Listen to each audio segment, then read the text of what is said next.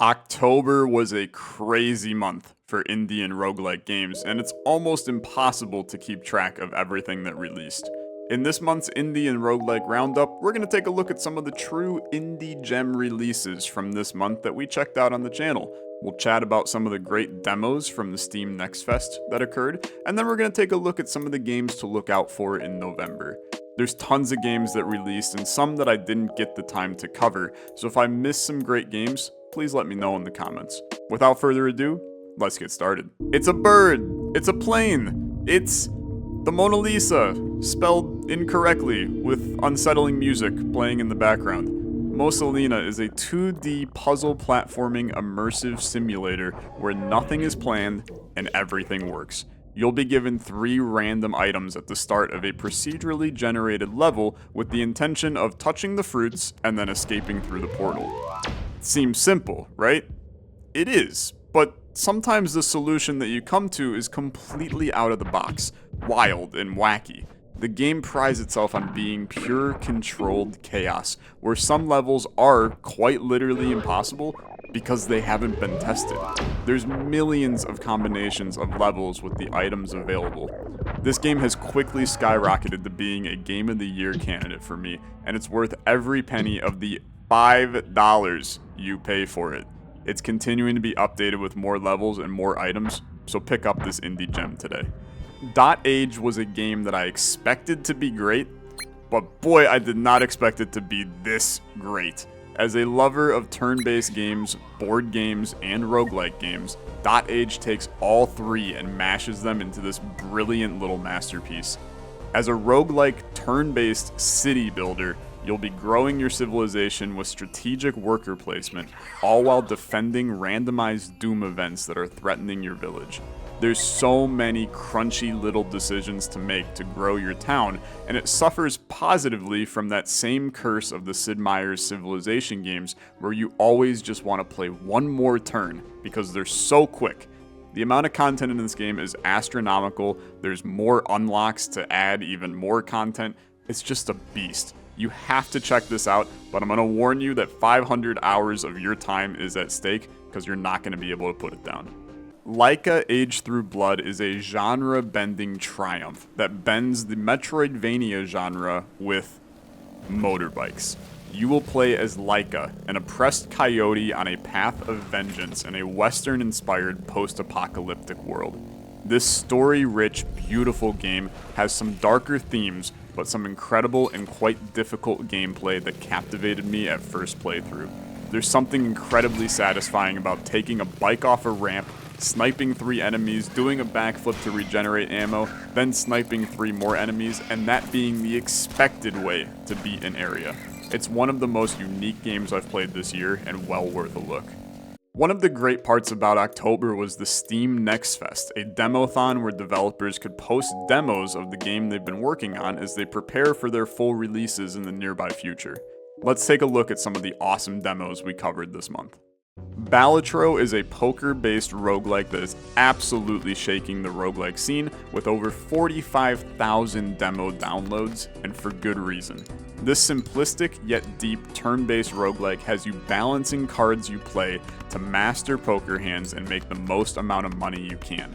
If you don't make enough, you're going to be in tough shape for the next round. Should I skip this round to get a reward, risking not updating my deck?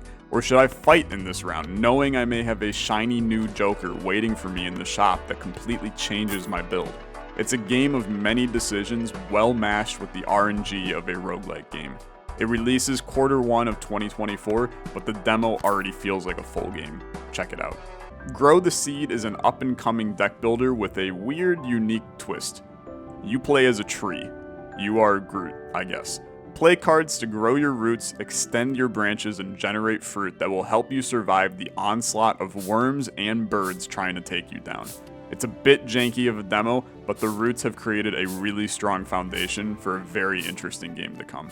Planetiles is a crunchy little board gamey puzzle game that has you balancing placing tiles on a spherical grid to generate bonuses and make you more points. If you love tile placement board games, this is going to be a huge win for you. And I found myself really struggling with some of the decisions to make, which is the sign of a great strategic game. It's a beautiful game with a great soundtrack. You gotta check out this demo. Anomaly Collapse is a new strategic tactical 2D roguelike where you'll be bringing a party of characters into a post-apocalyptic battleground, fighting anomalies to upgrade your characters with new abilities and actions. There's a ton of polish already here, and it seems that the demo just scratches the surface of what's to come. Give it a look. Lake of Creatures is an action-packed fishing roguelike? Grab your boat, grab your rod, and grab your guns because there's a ton of fishing and killing to do in these lakes. This new Binding of Isaac inspired top-down roguelike is off to the races with some incredible ideas of how to make a new, fresh game in the genre. The balance is still a little bit rough around the edges, but the demo showed just how awesome this game is going to be. Worth a peek. There's hundreds of more demos to check out, but those were just some of my favorites. Let's shift gears now and take a look at some of the games to look out for in November. CursorBlade is a unique little bite-sized hack-and-slash bullet hell where your only weapon is your own mouse cursor. You'll be combining weapons and items to create synergistic, powerful builds, all controlled by just slashing your mouse cursor over enemies. It's a pretty novel idea, and I'm really excited to see how it plays on November 6th. Cobalt Core is a turn-based roguelike deck builder that gives a unique spin on tactics games. You'll be dodging missiles, lining up your cannons, and blasting enemies out of the sky as you balance each character's unique playstyle and personal story. There's tons of replayability with hundreds of cards to make it a different experience every time you play. I'm really excited for this one, and I'm ready to dive in on November 8th. Karma Zoo is one of the most interesting concepts of 2023. This 2D platformer has you playing online with, not against, 9 other random players that you cannot communicate with except for using your unique abilities from over 50 different characters. As you go through the levels, you'll be unlocking new perks together and unlocking more characters for your future playthroughs. Is it going to be the most frustrating game on the planet, or is it going to be the most wholesome? It's hard to tell. Let's find out on November 14th. Below the Stone is one of my most anticipated games of 2023. Dive deep into the mines as you dig for resources, collect treasure, and safely escape to your village, ready to level up, complete quests, save your family, and then hop right back down and do it all again. A delicate mix of extraction shooter, mining survival game, and top-down roguelike is going to be a really fresh game in the genre, and I'm excited to sink my teeth in on November 17th. As you can see, October was a crazy month for indie and roguelike games, and November is shaping up to be just as insane. If you enjoyed this little indie and roguelike roundup, please let me know in the comments. I thought it would be a pretty good idea to kind of wrap up all the games we've been playing on the channel this month and give a little bit of a review of each of them in a video towards the end of the month. Thanks so much for watching. I'll see you guys in the next one.